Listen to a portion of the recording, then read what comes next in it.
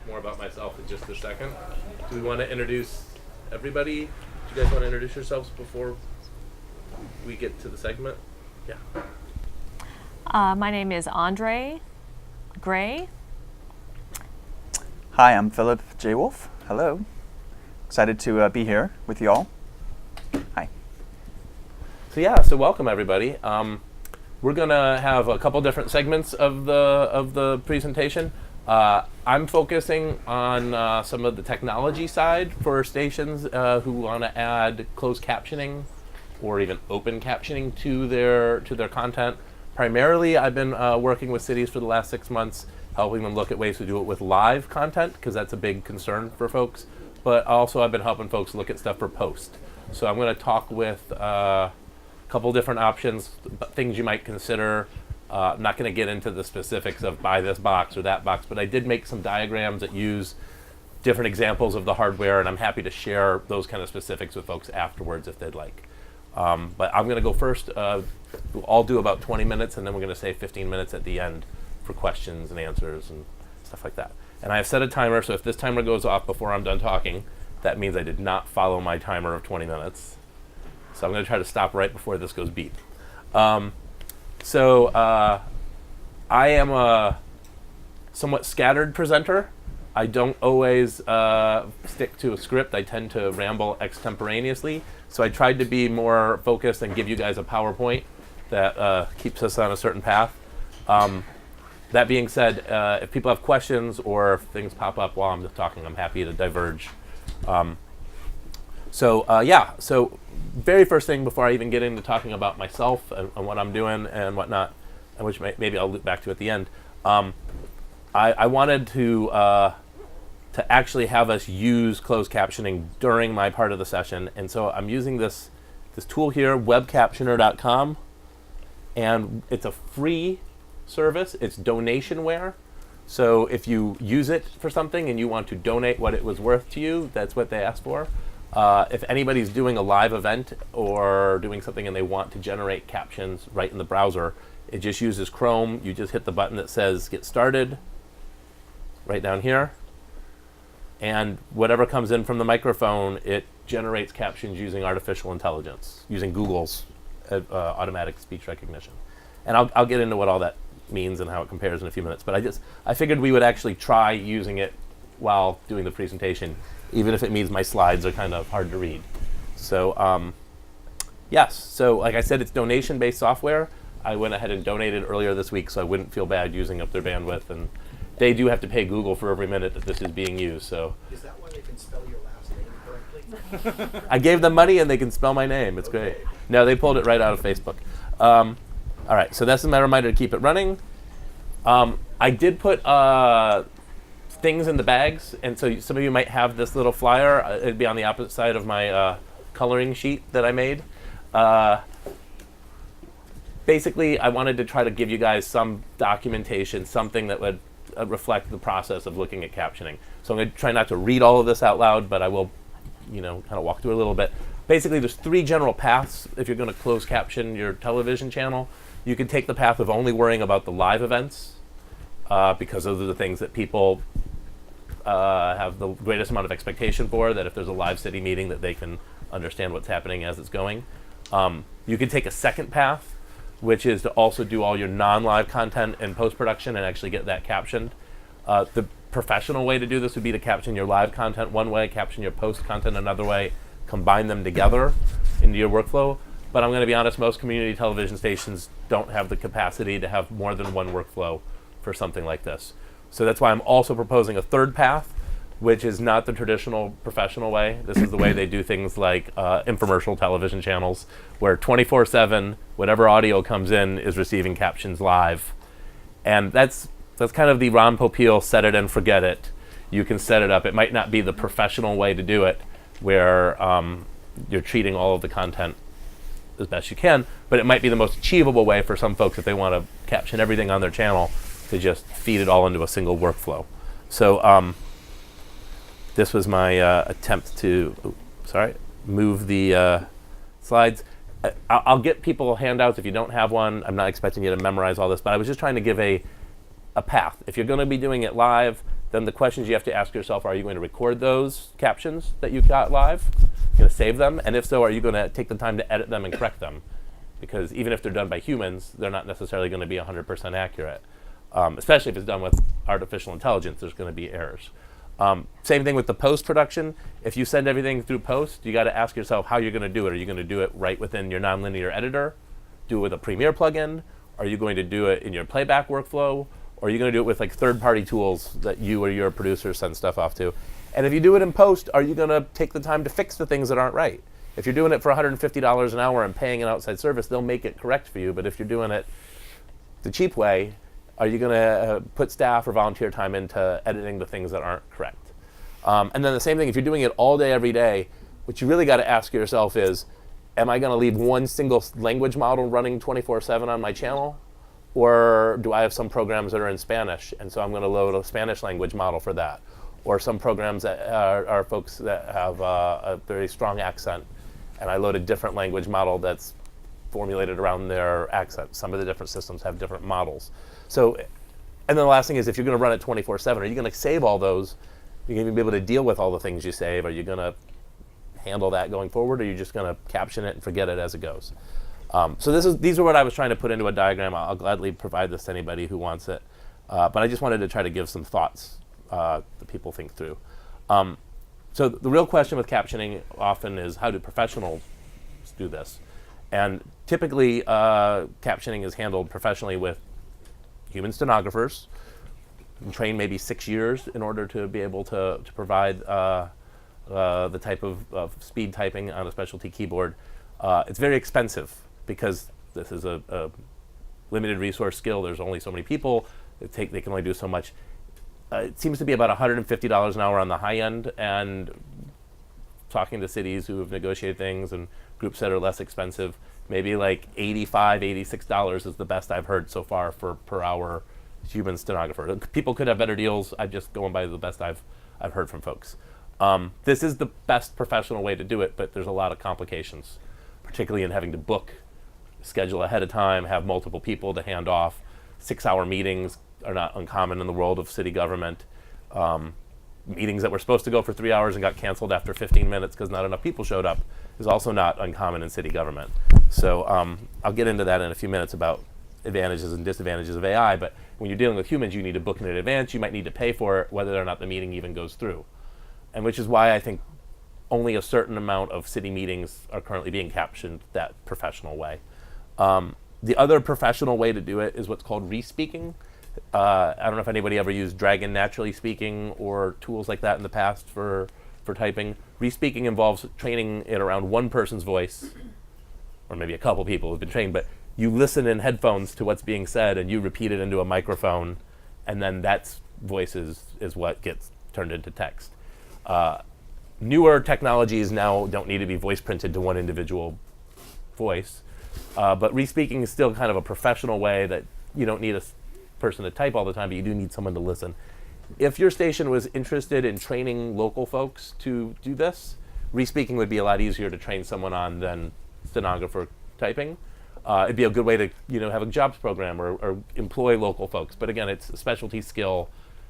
It's not as turn it on and forget it as AI solutions. Speaking of AI, I put up here 3 different acronyms. Things are getting used interchangeably, whether they should be or not all the time. Automatic speech recognition, that's an obvious one. It hears speech, it turns it into text. Suddenly, because everything is now AI, and Uber wants AI, and anyone who's studying AI gets a lot of money, suddenly all of this is being called artificial intelligence, when it's not really what we used to call artificial intelligence, but that's really what it's being labeled now. And I think that's a lot of marketing more than anything else.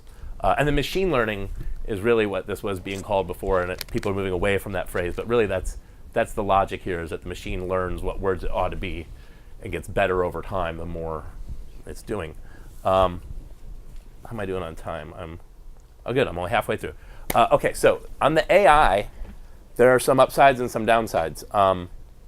Less accurate overall in most ways, but in certain ways it's more accurate because a human stenographer is going to summarize a sentence into a shorter sentence if that's what they can get out quickly and put on the screen, whereas a computer-based system might get every and might get both of the word the, and it's going to capture every utterance. So on some level, it might be technically more correct. But that being said, as my friend John likes to say, if a system is 90% accurate, that means it's 10% wrong.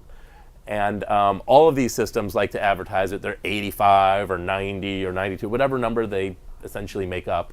And what they're all saying is, we get most of the words right, but not all of them. The cost is a lot lower for doing it with a computer-based system, right? It ranges, the more you buy hours, the cheaper it gets, but let's just say with one of the solutions, if you're buying 20 hours a month, it's $20 an hour. So obviously that's a lot cheaper than paying a human rate that's probably 4 to 5 times greater than that. But the real big savings ends up being that you don't have to have any setup or scheduling time, there's no handoff, and you can turn it on or turn it off at any given moment. So there is no $600 budget for every anticipated 4-hour meeting, and then the meeting ran short or long. You just turn it on and it adds up the hours that the thing is using. At least the ones that track by the hour. Other ones, you just buy the hardware, you can run them 24/7. And that's actually what I try to get into here. I'm going to flip through a series of diagrams in just a minute. Again, I'm not trying to say this is one solution you should get, this is the other solution you should get. What I'm trying to do is my role is be kind of agnostic to the individual solutions and be able to offer people all of them. Say, here's what the different hardware looks like, here's what the different appliances look like. You should test them, you should compare them, you should find the one that best fits your budget. But doing so means I've actually made diagrams with the equipment. So I'm not trying to sell any one of these as much as to say these are 4 different variations. You always have an encoder that actually sits in your rack and adds those captions into your video feed. So that part you always have on-prem. The appliance that does the actual speech-to-text can be a thing that sits physically in your rack. It can also be in the cloud. It can be that your encoder is the only piece of hardware you have and it's talking to the cloud. But it could also be that the logic lives on that local box. And this last point I was trying to get at here is you really have to figure out what it is you want for a model before you then price out the ones that are appropriate, because some of them are by the hour, and if you wanted to do it 24 hours a day, then you have to multiply that by the hourly rate, and you're talking $40-some thousand a year. Others are just, $1,000 a month or $750 a month or whatever the fixed rate is, and then you own that thing and it will caption whatever goes in. So it's kind of helpful to consider what your needs are and consider how you're looking to buy it, and then cross-compare that to the various hardware solutions. So these are just 4 quick diagrams. This is an example of video goes into the encoder sends signal off to the cloud, gets the signal back into the encoder, video then goes into your rack with captions on it. This one I'm using EEG hardware encoder. They're a very popular company because they have the ICAP platform, and that's what Portland's using with their captioners. ICAP's like the data platform that the stenographers connect to. In addition to having that platform for humans, they built their own automatic captioning engine called Lexi. So this is one direction that folks can go. They can use the same hardware they use with their human captioners and attach it to AI, or ASR, automatic speech recognition. This is a similar workflow, but instead of it going out to the cloud, it's going into an engine that you install on your local server. So in this case, you're more like buying all the hardware outright for 50 grand instead of paying a license for hours that you're using, but it's basically just feeding the video into the encoder, talks to the engine, comes back, goes in. And then this is the same workflow, but instead of the company's own engine, this is it with a third-party engine from Enco. They're a company that has bought the patent on closed captioning for television so that they can try to stop the others from doing this. And this is one from a company called AppTech. Same thing, third-party engine. It works with the encoder. All the audio goes into the engine, comes back out as text.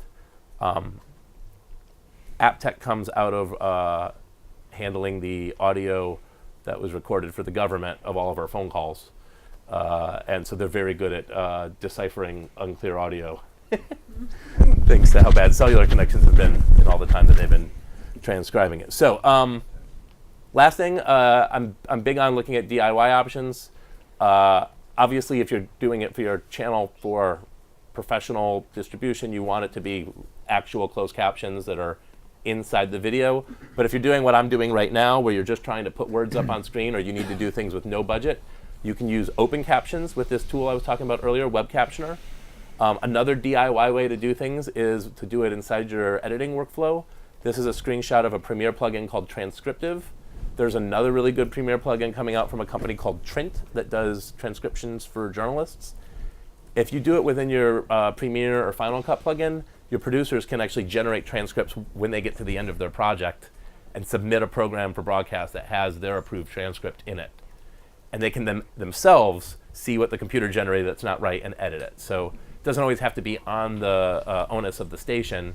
It could be the producer themselves in charge of getting their own captions, especially if you build that into the workflow of the production at your station. Last one here, Internet Archive. The Internet Archive has now captioned 500,000 community media videos, quite a few from stations who didn't even know their videos were there.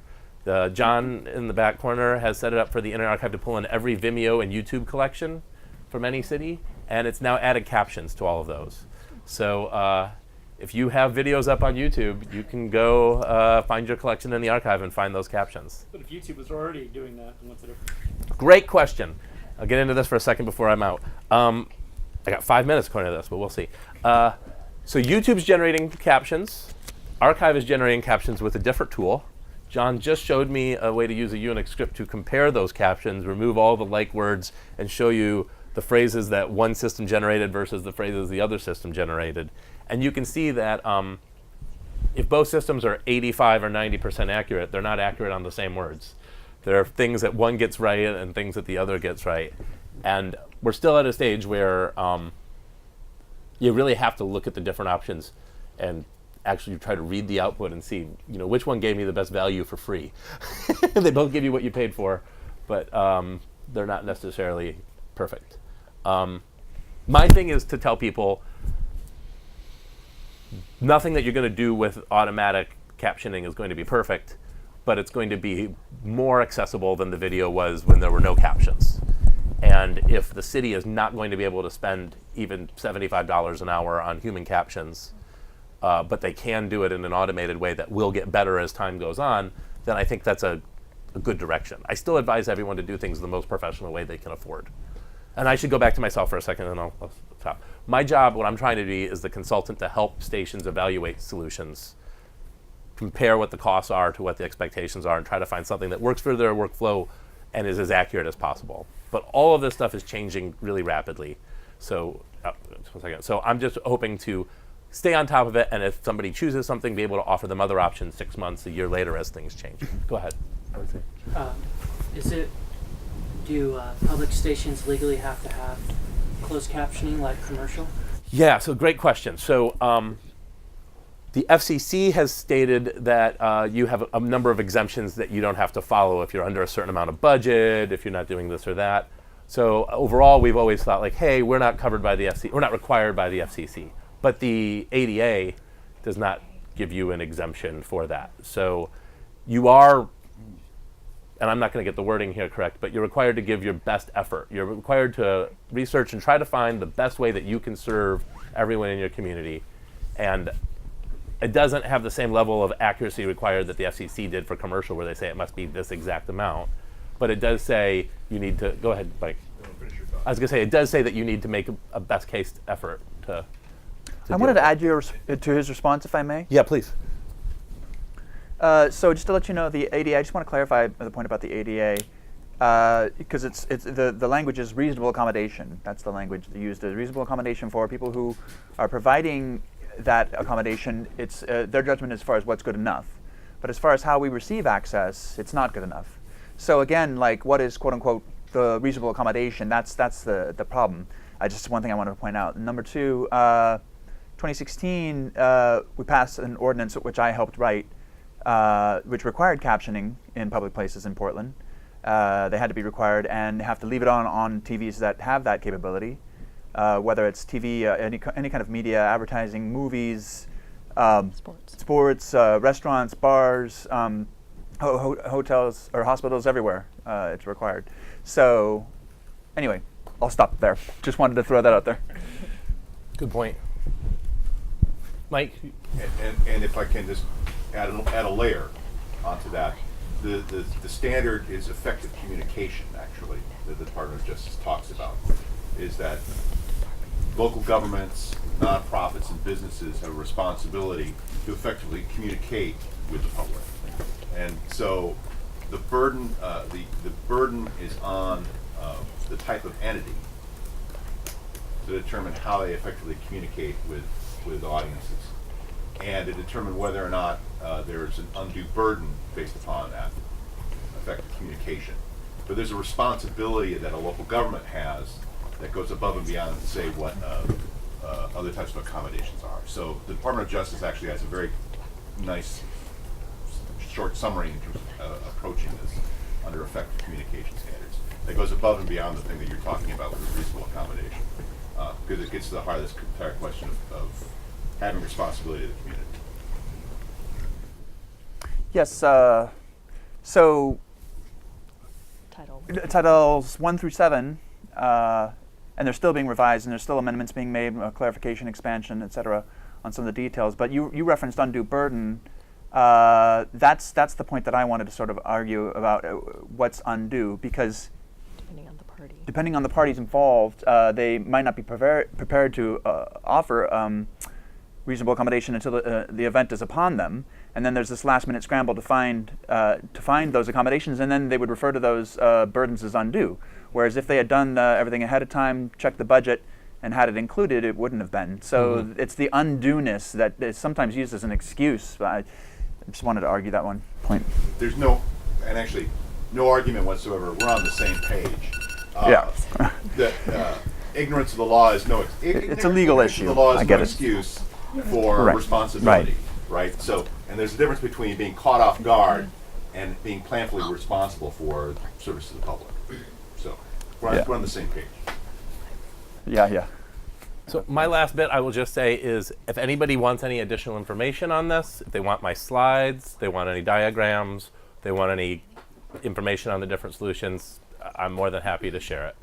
And then I'm done with my half. Put your last slide. I want to keep that. Okay, cool. Your last slide. Your last slide. Oh, yeah, my last slide has my email address for slides or diagrams or whatever. And I'm available for free or paid consulting, though it's mostly been free. Go ahead. Can I just ask a question, seeing as you've been all been talking the kind of political side of it? Is it offensive to have inadequate captions? So us only making 80% to 85% accuracy by using artificial intelligence to solve a problem when most of our local governments are strapped for budget and aren't going to pay for the high-end engine. They're going to go for the $20 rather than the 85 an hour solution.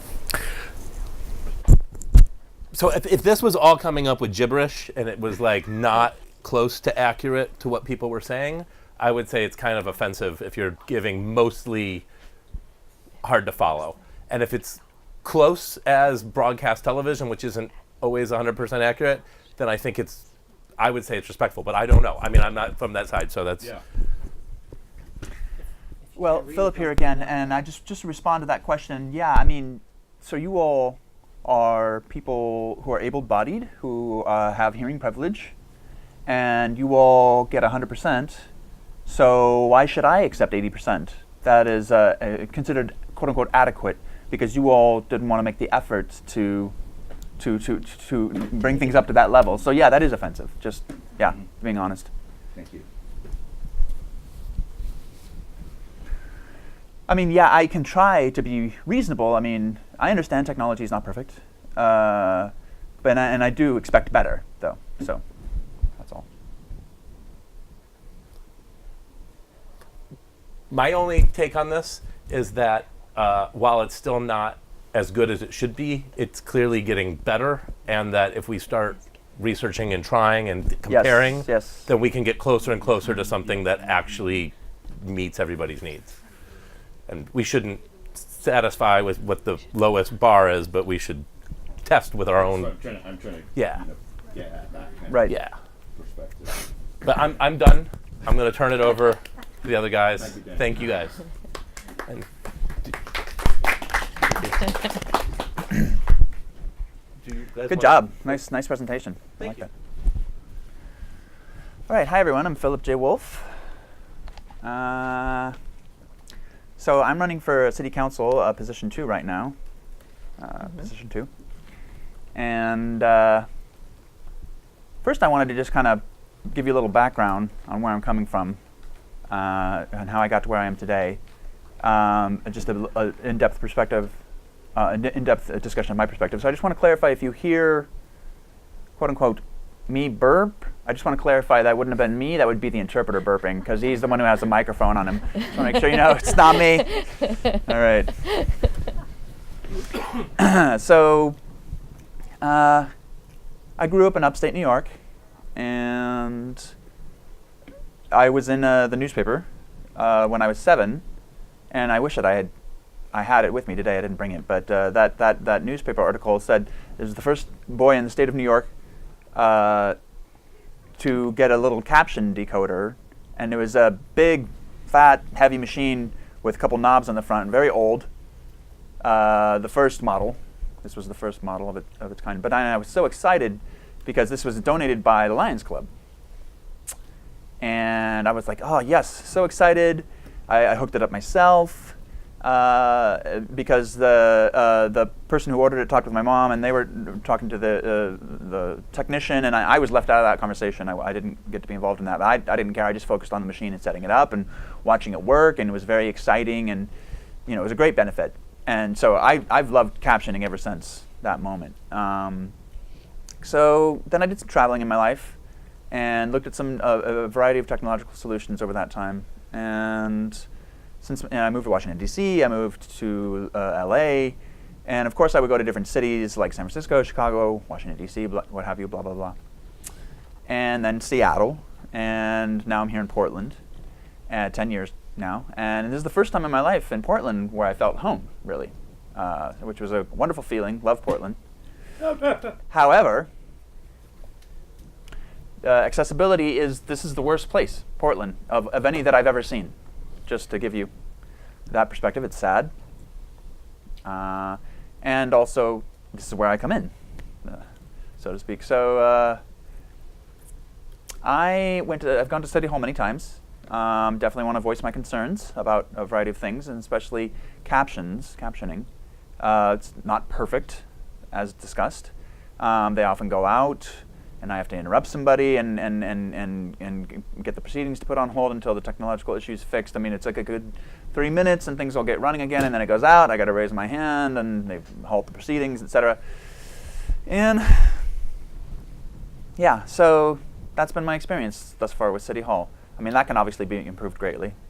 If I get into office, one of the things that will make a big difference will be, especially in regards to effective accessibility. Depending on captions only will definitely not be the case, so we'll have a staff interpreter there all the time. It'll be on the City Hall budget. We'll figure it out somehow, but we're going to make it happen. So we'll get the groups of 2 going all day to cover the needs. So, and then in regards to this option that was just shown here, I would definitely have City Hall take a look at this to figure out which and come up with the budget for next year and ongoing to work that out. So I'm excited about some of these technological solutions. So as mentioned, I'm running a campaign, and it's been a real challenge running that campaign under the situation that I mentioned, because it's not fair, it's not transparent, it's not accessible. And I just want to give you some examples from my personal experience. So there have been forums that have been hosted where I've been invited maybe a month ahead of time for an event, and as always I will say, do you have interpreters provided, etc., things like that. Or I'll ask if they're going to be streaming the video, and will there be captions, and everyone says, oh yes, well absolutely, we'll try our best, but money concerns, and it's always the money concerns. That line is always brought up, and it irritates me, and it's frustrating because, well, I've noticed thus far that people who host these events, they always want to make sure that they have microphones for able-bodied people, and that's always the priority. And then they'll ignore people with disabilities and their accommodations and their needs. And that's always the worry about the microphones. And then as we get down to the wire, I'm like, hey, what's going on? And they're like, oh gosh, I don't know. I was dealing with all these other things and putting the video up. And then there's always this last minute excuse of money. It always comes back to money. You know, so that is, I really need to call some of these people out for that and remind them of the responsibility. There's another experience I had, events hosted by the mayor, for example, in this town. And then I've called out the mayor or called out the presenters because they don't have captions as well in the live stream. And I'll say, oh, where are the captions? And they'll say, oh, geez, that's yeah, good point. You know, I'll see what I can figure out. And it's always like that. And it's like, really, like that over and over again. That's been the pattern. And I'm wondering how to change that. And I think the main method is to call people out. If it means that I have to be the quote-unquote bad guy, so be it. The point is, you know, it's equal access, and where's mine? And you know, and I deserve it. So anyway, that's my experience with public accessibility, and that's why we wrote this act to get the public accommodation with captions to bring things up to that level. So that's my hope with that ordinance. Let's see, 2013. I sued the city of Portland because of a situation with my ex-partner. The police were called and they refused to provide an interpreter, and there was a big runaround. You know, so that's another thing. Just one big reason why I wanted to run for city council was to make a change, you know, for equal accessibility and full accessibility, and not settle for good enough. So I've noticed in Northwest 23rd, I work in that area. And you know, just about every day I'm over there.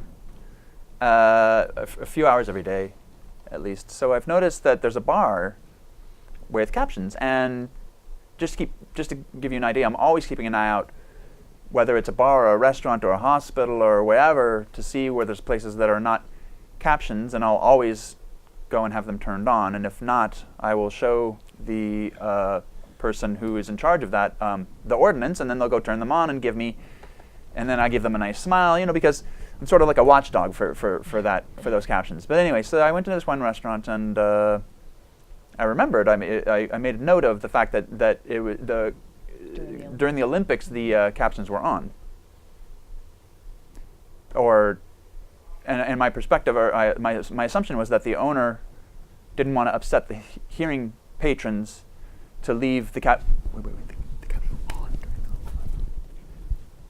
Sorry, they didn't want to upset the hearing people with the captions on. So interpreter error, the captions were not on during the Olympics. So because they were afraid of upsetting the hearing patrons. And they didn't want to mess with they didn't want to have them overlaid on the scores or what have you, whatever numerological information that was presented on the screen. So what happened was they had the font here with the words, and then the background was removed, or sorry, was covered up with the black background, so you couldn't. So it made it harder actually to read.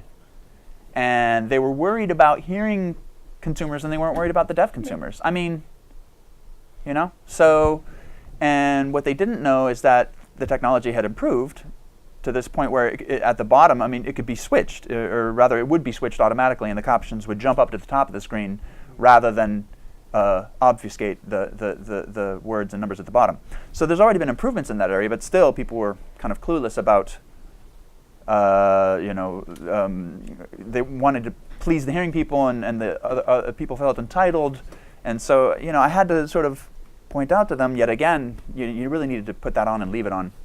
So one room had like, I don't know, 10 TVs in it, and one TV had captions, and the other 9, no captions.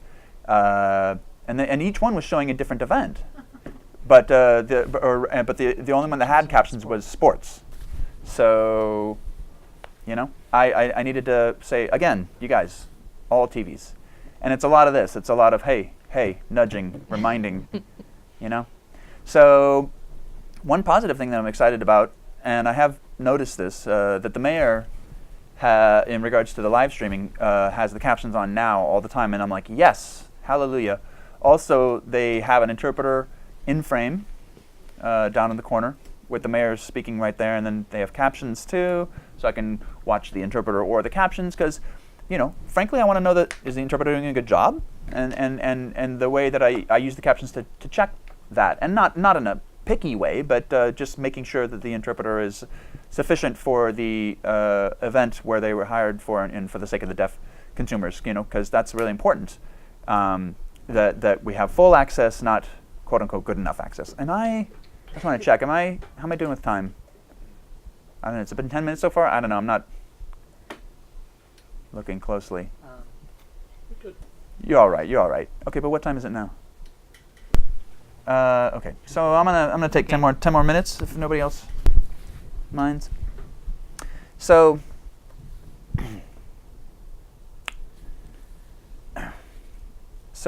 I think the problem with Portland, what makes Portland so different in comparison to the other cities, some of the other cities I mentioned, and keep in mind, this is just my educated guess, but the fact that Portland is the whitest city in the U.S.,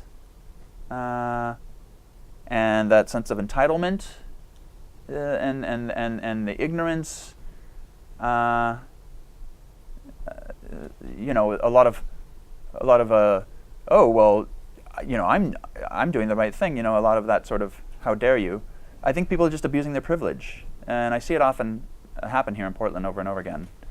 And I just, the top is white power, right? As far as the hierarchy, these people never have to struggle ever. In regards to compared to people of color. So there's lots of different levels to the hierarchy. So below that is people of color. Below that would maybe be women. Below that, LGBTQ, etc. So the power hierarchy has lots of different levels. And then way down here is disabled. And then the deaf people are where are they within that group of people with disabilities? They're at the bottom of that. They're bottom feeders, quote unquote, of that hierarchy. So people who are able to speak and hear, they just freeze up sometimes, and they block the needs of those other populations. And so deaf people really struggle to get jobs. They struggle to get good educations. They struggle, just to sort of be out and about in normal society, and especially in high office, such as the one that I am, trying to break the door open on, to allow people to more deaf people to enter politics after me. So, just to sort of wrap it up, I'm going to wrap up with some statistics. So, there are 70 million deaf people worldwide, and then deaf is sort of an umbrella term, which includes deaf, hard of hearing, deaf blind, people with various levels of hearing loss. So that's a spectrum there, but it's under the term of deaf. 70 million worldwide. So in America we have 40 million, and then in Oregon we have 186,000 from 2017, and that's a lot. However, in Portland, because it's not accessible, the deaf community is hidden, so to speak, and they don't want to deal with the oppression because they're dealing with it every day already, wherever they go. And so, captioning is a huge milestone, step forward in support for improved access, which I'm very excited to be part of, and especially to give this presentation and educate and influence the conversation. And we've been underserved for so long, and it needs to stop starting today, and starting with you all providing your support. So. But I think I'll wrap up for now, and we'll take a question. I could take some now, unless. Yeah. I want to thank you for being the Spider-Man of the hearing impaired. It's pretty cool, and I mean that in an honest way, because it's very bold of you and courageous to take that step. I used to work at Taco Bell, and there'd be a few deaf customers, and they would just ask me for a pen and paper, and they would write out their order. Uh-huh. And then I heard Starbucks is now having video cameras in their drive-thrus because there's an interpreter, or there's someone doing sign language. And I thought, well, do you know anything about that? Like, are they on staff part-time, full-time, or maybe you don't know. Also, is the problem just in closed captioning, or is it also in general outside in the real world, like Taco Bell, for example? Okay, so that was basically 3 questions in one, so let me try and address those. So yeah, generally speaking, yes, it is a problem in general. And I've been focusing on Portland because Portland, it's a serious problem in Portland. You know, that lack of access, that lack of openness. And it's not just a caption issue. On the bus, TriMet, you know, the bus, the captions that say the stops are not always perfect or even there. And so I'm always having to like look out the window. Okay, is that the street? I mean, I don't get off yet, you know? So when the captions aren't there, basically I have to work harder because, yeah, that's the system is not there on the bus. I mean, I could give you examples all day and night, and I don't want to bore you to death, but but just in general, yeah, things need to get better for Portland. So, yeah. Oh, and then one more thing I wanted to throw out there, because I love to educate people. So you use the term hearing impaired, and just FYI, that term is used by people with a pathological attitude within the medical community. It's because, you know, it makes us seem like we're broken and something that needs fixing and lesser than and an object of pity, and people who can't be equal and receive equality to everyone else. So just FYI, the term hearing impaired, it's offensive, and the preferred term is deaf. So we prefer the word deaf, just to let you know. Cool. Thank you first for talking about technology as a way to empower people who are on the margins of power. We don't talk about captioning specifically in that way. It is of a piece with other technologies that we use in community media, and specifically we should be thinking about access to information as a leveler to ensure that everyone can be a part of our society. That's the reason why we exist as organizations, theoretically. Right. So thank you for that. One thing that I think is very curious, and I can't speak too much about the Portland context, but from a national perspective, Portland has been seen as a community that has been good with technological assessments for community needs when it comes to cable television, for example. One of the curious parts of regulation within the cable industry has been discussion of community needs and then investment in technologies to meet community needs.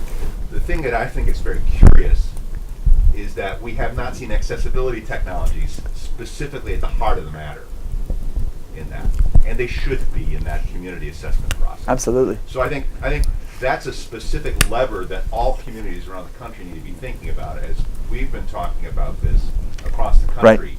Talking about accessibility technologies within community media being specifically a part of that need. If it's 100,000 residents that you're serving or expanding services to, or if you're looking at a growing population of people who have hearing deficits because they listen to a lot of rock and roll when they're in their teens, right? You know, so you know, you're looking at an expanding population of need. But the other thing I think is very curious about the example that you raised, that I would ask all communities and cities with budgets to be thinking about, is that talking about need is a way to be able to build in budgetary expectations to be able to serve people. And in communities that have actually built this into their programs, it's because of the activism of people like you and your colleagues around the country who have had access to the halls of power at either the county or city level to be able to say that this is a legitimate investment that needs to be made. So we shouldn't be afraid of this entire discussion. One of the things I think is kind of curious, the other thing just to tell you is that people, whether it's because of our social approbations about money, our fears about money, people don't want to talk about this thing. Yep. Right? Mm-hmm. And it's like, oh, I can't, oh, it's too much. And it's like, how much? How much? What are we talking about? What material Right, are we talking right, about? right. And so we need to be actually specifically not be afraid about looking at cases. Mhm. And that's the thing I value about some of the work that Daniel's doing. Looking at cases, figuring out solutions to ensure Yep. equality is part of our work. So, thank Definitely. you. Yeah, thanks for that. Thanks for your comments. I appreciate those. And yeah, I just want to respond to those. Okay, but then it's my turn after the comments. Okay, so yeah, the money thing. We can create it. You know, we can dream rather with the budgets. You know, we don't have to be limited to Earth in regards to what. In regards to, what was it? Oh, sorry. So maybe we tax churches. You know, because the churches have been all about serving the poor, right? And the church wants to talk politics. You know, yeah. So maybe be taxed. I'm just saying, you know, let's get creative. We can do it. We can if we all are willing to be open-minded and work together. All right. So that's it. I'm done. Thanks. Yeah. Phew. Yeah. Okay. So, go ahead, Andre. Okay, this is the first time I'm here on live TV. Whatever. Okay. Let me say again, my name is Andre Gray. I am deaf myself, visually impaired as well. And we're sitting here with a hearing person and a deaf person. So I feel like I'm kind of in the middle between these two here, Daniel and Philip.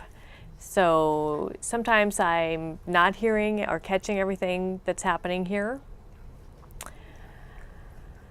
I'm nervous. Whew. Let me loosen up a little bit here.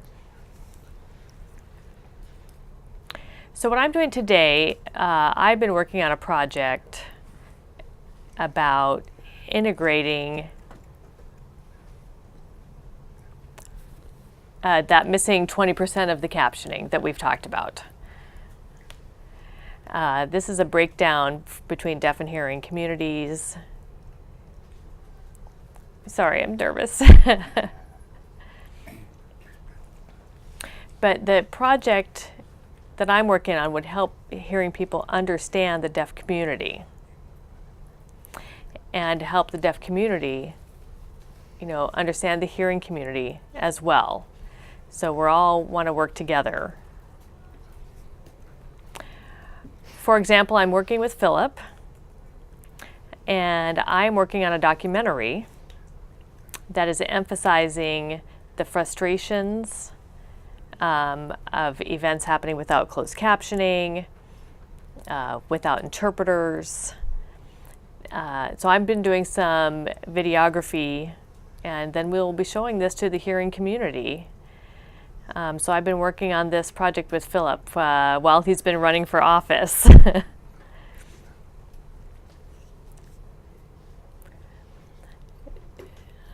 So we've been working with Open Signal here and with CCTV. And I feel it's part of the community concern, you know, to have deaf people be understood here. And I've been witnessing Philip having experiences with no captioning, without interpreters. And I'm definitely happy to record this. It's quite interesting. I really appreciate working with him.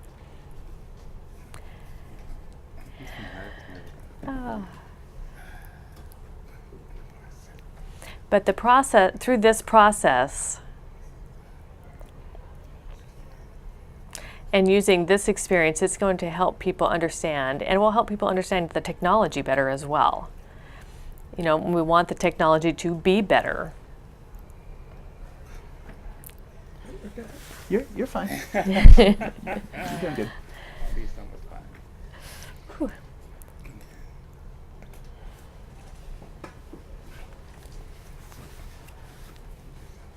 But let me give you an example. When myself or Philip is working with an audience and we don't have a sign language interpreter, If we don't have something that's offering closed captioning, that means that there is dead silence for us, for the audience. The hearing people won't hear what we're saying, you know, depending on the makeup of the audience. They're all hearing everything, the audience. The audience will hear everything, but we won't. We don't have access to that information. It's an utter and complete breakdown without captioning or the interpreters. And I think that's what we're trying to find solutions for. Mm-hmm. We're trying to build up a company, you know, outside of this, you know, outside of this project itself. And let me back up for a moment.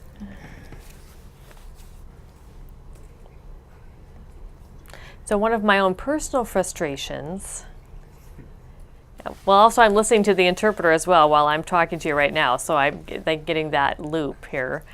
And sometimes I feel like I'm bouncing off a wall. It's like hearing something bounce off. It's like hearing something bounce off a wall, what I'm hearing right now. So that's my own, you know, with my own voice. So it's making me a little nervous to hear the interpreter here and my words coming back to me. So it's making me a little off balance here. It's a strange feeling. So we're going to switch now. I'm going to go ahead and speak and let the interpreter sign. Now I can hear that.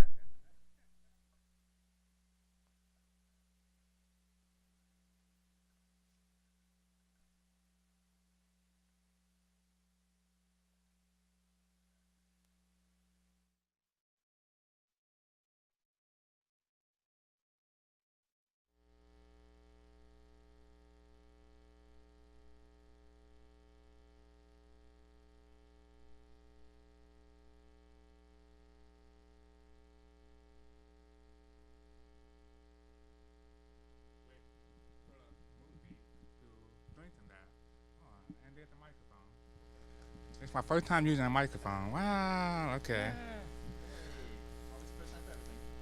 Okay, and I feel better talking this way too.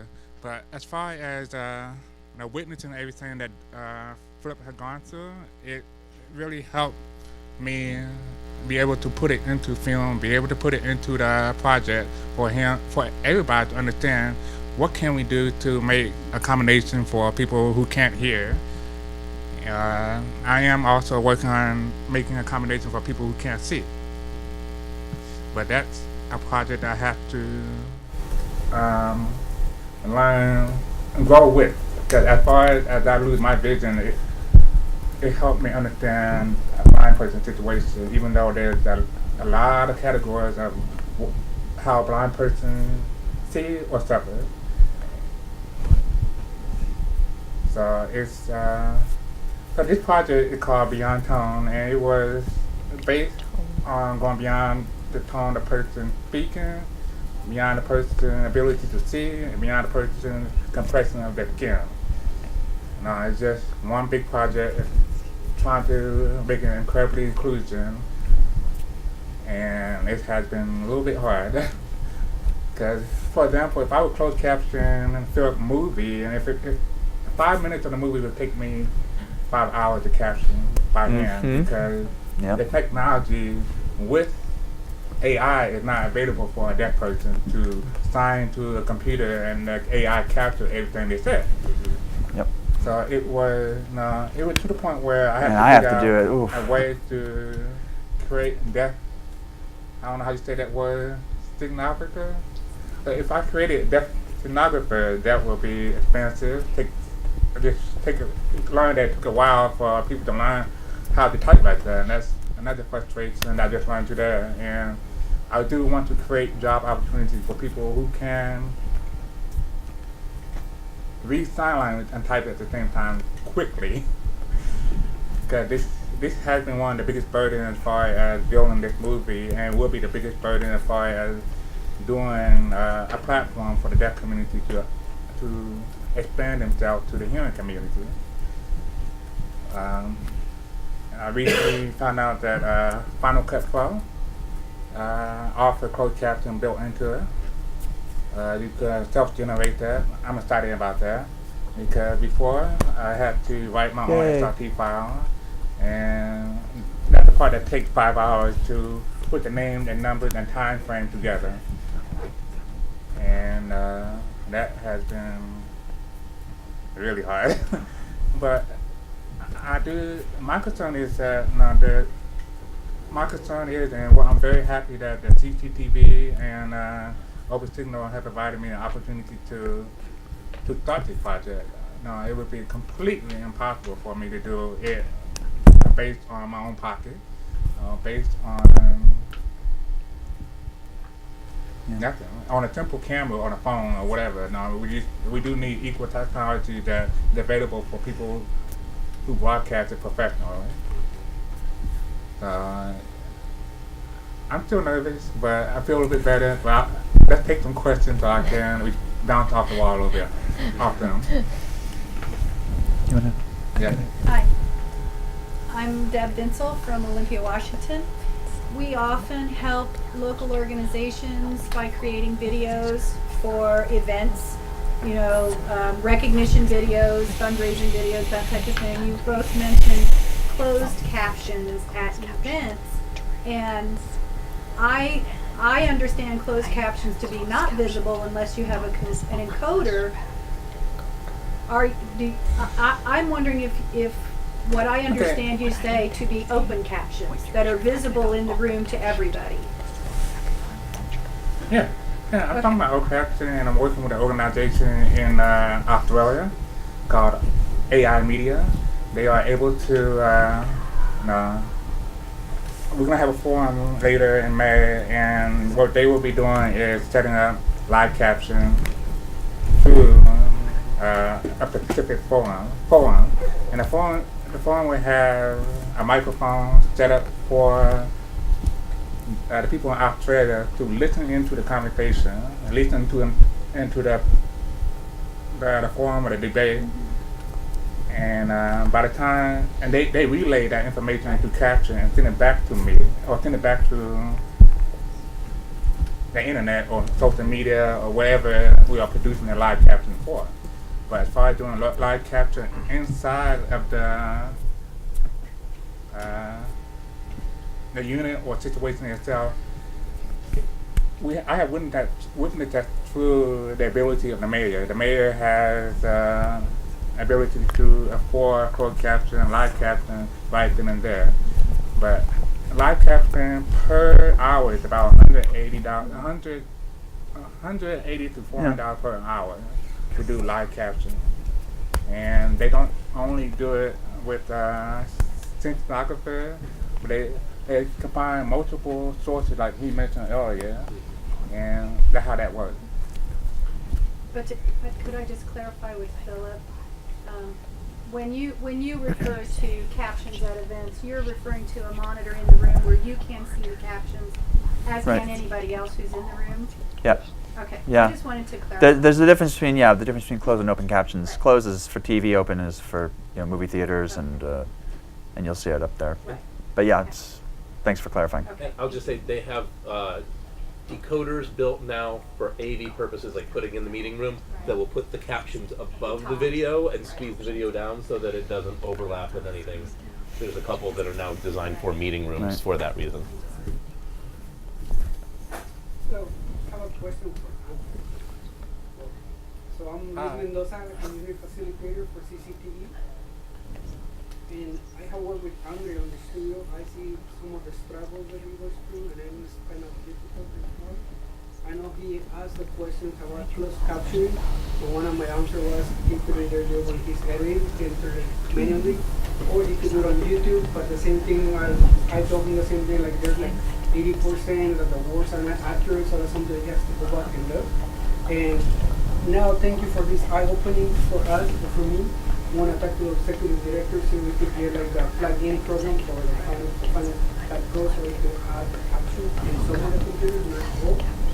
So I think it's great. Okay, before adding anything and plug-in, I have not tried the new Final Cut built-in closed caption system, but it seems pretty good. But the thing is that I use YouTube closed caption, and I try to apply it to, I use the SRT file, and I implant it into Facebook. It was horrible. It was horrible. and that's one of the biggest frustrations and setback. And I look forward to working with you to figure out how to make the Final Cut work better than 90%, 80%. Yeah, so yeah, I'm gonna try to see with Colin if we could buy the plug-in so we could use the closed caption. Well, we've got a modern One version of of Final Cut, so let Andre try it and tell us whether it's worth doing.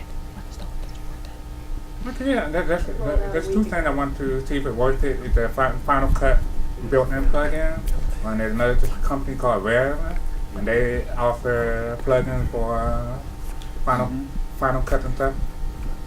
So Rev actually uses humans to get more correct captions. Mike knows a bit about their business model, but they have a large amount of folks employed overseas that do human correction. So they're like $60 an hour. There are others that are like 10 or 12 bucks an hour and that don't offer any sort of human correction, but they'll at least highlight what words are most likely incorrect so that you can see which ones you probably need to fix.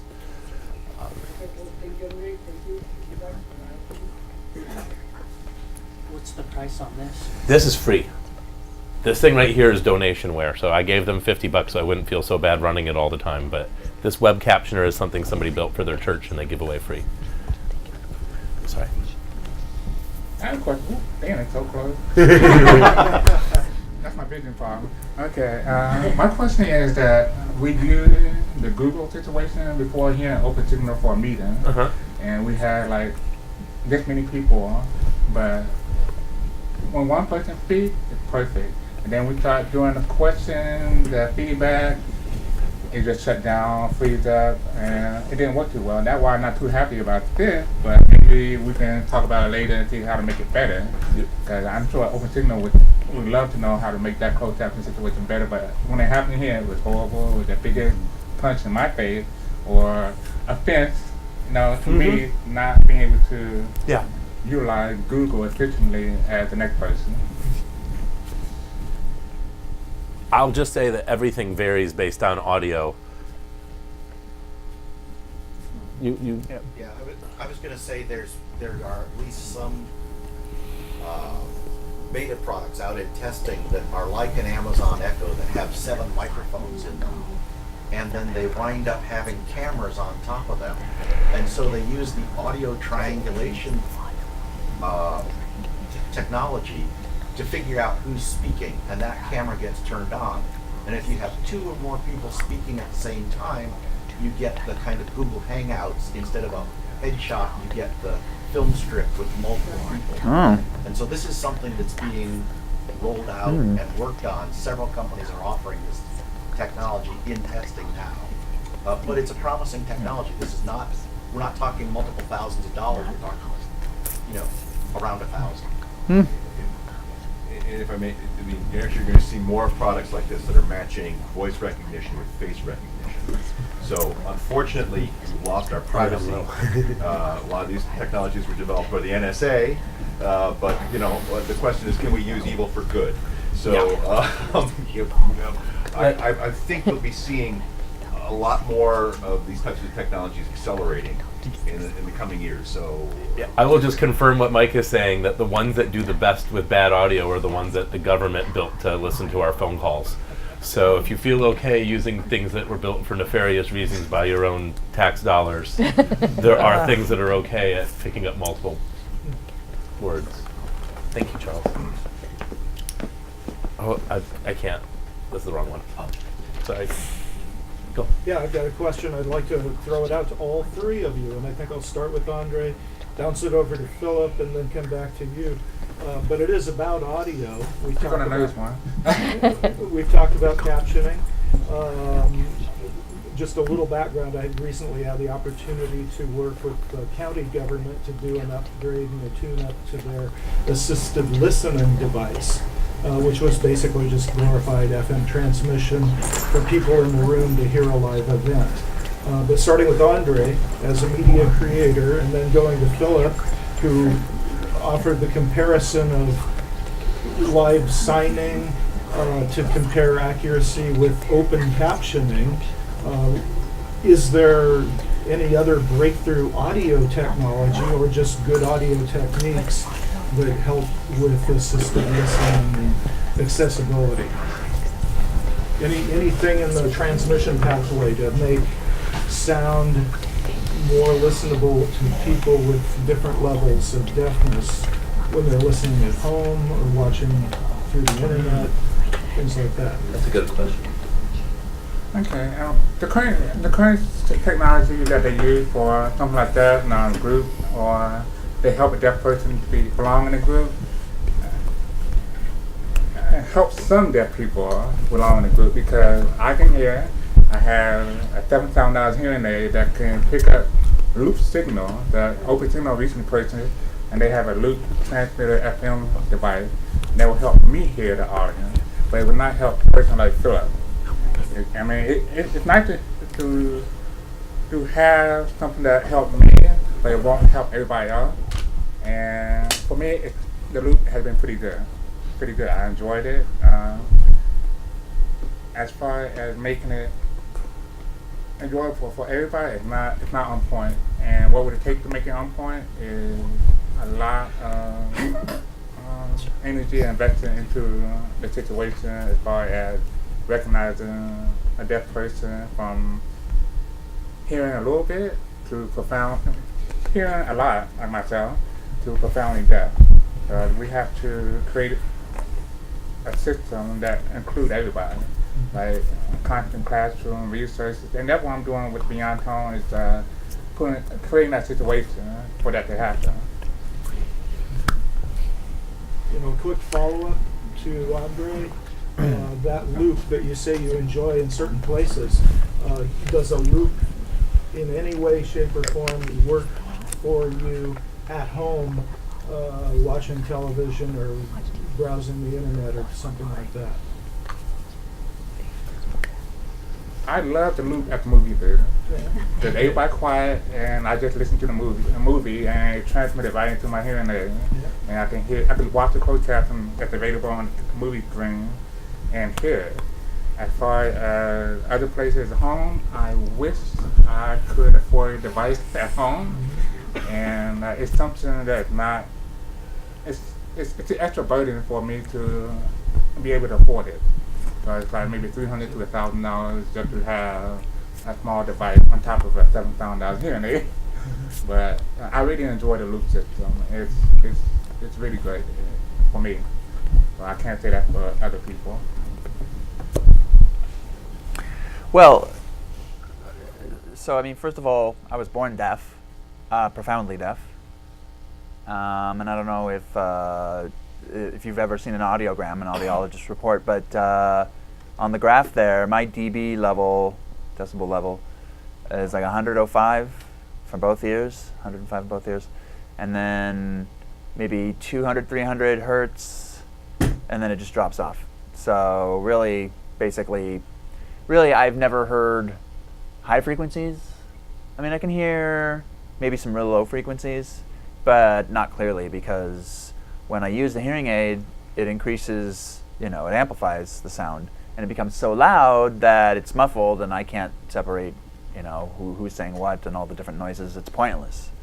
So the hearing aid is for people who are basically hard of hearing, and a hearing aid with longer exposure to frequencies will cause even more hearing loss, because it's damaging your hearing while you're using it. So that for me is, in regards to Any assisted listening devices, is something that I can't use. I'm just deaf. So, but remember that movie? At the movie theaters, oftentimes they do provide the assisted listening devices as a technological solution, or sometimes with open captions, and some they'll have it on the rear of the seat sometimes, or like rear window captioning, I guess it's called. It's like reflected from a projector at the back of the theater, so that's not actually on the screen. It just projects onto the piece of glass in the device. But there's lots of like setting it, moving it around, getting into the right place, and sometimes the projector in the back is off, or it won't stay where you're wanting to put it. So that's not super successful. There's another one with some large glasses. It's heavy on the bridge of the nose there, but They're glasses that have like adjustable sort of like a screen lens in them, rather, where you can also see the captions, and you can adjust those to put the captions, effectively open captions, but for your own device where you want them. And then you've got another one where sometimes you'll have a thing where they give you a device with earplugs, but it's for the wrong movie. It's like a movie in another theater, and I got to go in and say, like, I missed 15 minutes of the show because this is not, you got it set to the wrong setting. And, for hearing people, walk right in, grab your favorite seat, start munching up some popcorn and watch the movie. And I want the same experience. I want to just, come in, sit down, watch the movie. That's what I want. So, but anyway, that's another story for later. Thank you. I wanted to add that there's no pretty system to increase the frequency for him to hear in the movie theater. So, he said that he has 100 dB hearing loss. That is the sound of an airplane. So he could sit next to an airplane and be okay, right. But we're going to lose our hearing. So there is no system for him. Movie theaters have improved as far as making the film more dramatic, something in flow and the room shakes a little bit. And that's the best that being offered to us for people to enjoy. Your turn? What are the different levels of hearing? So I can answer that. Oh no. It's my question. Okay, go ahead. Go ahead. Yeah, go ahead. By all means. You're the nervous guy should answer first. Yeah. The different level of hearing is it's a broken algorithm. Now there's, like for me, I hear out this ear. And you can say anything, but I won't hear nothing out this ear. So, and it could be considered deaf or hard of hearing. It has to be 65 or 75 decibel and up. So if you hear 65 decibel, then you are borderline hearing, or you're okay, or you do not need assistive device and stuff like that. But when it comes to the point where you're 65 dB, where I used to be, and then 85 dB, 90 dB, they're all considered deaf. And there's no confident way to measure that. There's no way of saying that, 65 dB, you're deaf. 85 dB, you're deaf. So it's pretty much no way we can compare ourselves. It's not like vision loss, like glaucoma versus acute vision loss. Like when you have glaucoma, your eyes are cropped up a little bit. Whereas some vision people, they have completely see black. Or some people have walk around, they feel like have Captioning in their eyes. For deafness, it's completely different, but there's no way of distinguishing that difference from one person sitting next to the other person. There's no way for anybody to distinguish the difference. My deaf ear who hit two deaf ears, so there's no way to distinguish that. Yeah, good. So just looking at the audiogram again, my understanding is that zero is 0 to 15 dB. That's like animals, cats meowing, or sorry, that's rather what animals with a really good hearing have, such as cats. And then above that, you'll see 30 to 60 thereabouts is quote unquote normal hearing, quote unquote. And then below that, you'll have 80 to 90. That's hard of hearing. No, it's not. That's 65. Okay, fine. 65 to what? 85, 90? Okay, so thereabouts, yeah, hard of hearing. So, but I mean, and then I'm at the top. The word deaf is not just about how much I can hear or not hear, or it's not about that. It's about the fact that I use sign language to communicate, and I don't use my ears to communicate. That's very much included in my identification, and especially the culture. It's a cultural identification, and because there's power in that identification. And I mean, if I could take a pill and magically become hearing, I wouldn't do it. I cherish what I am because I see it as a gift. So. Okay. Before we close up, deafness is a culture. It's not a diagnosis.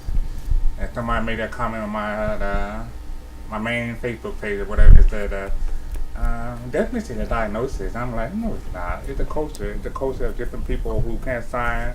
There's people who can hear, but they support the deaf community. There are people who are considered coda, that are child of deaf adults, and they completely support the deaf culture, even though it's not their primary language. Well, it is their primary language, but careful. It's not their full It is their function. primary language. It's not their lifestyle, but they participate in our culture.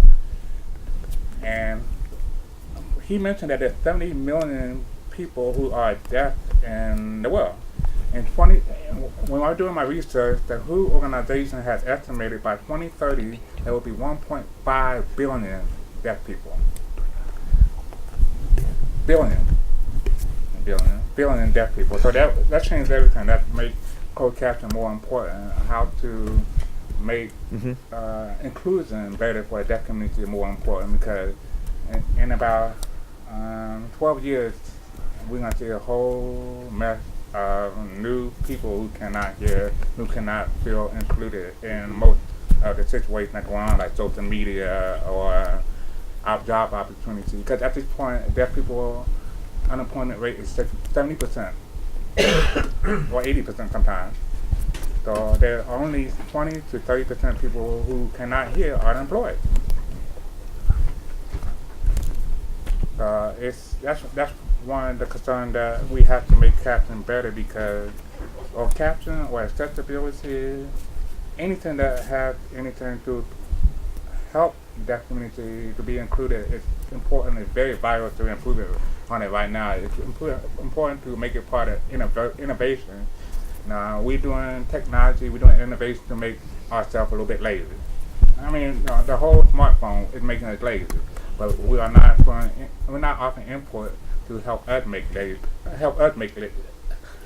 us be lazy too. Like, you would like to walk in the movie theater and have no issue. 1.5 billion people who like to have that same comfort as the other, who knows how many people in the world.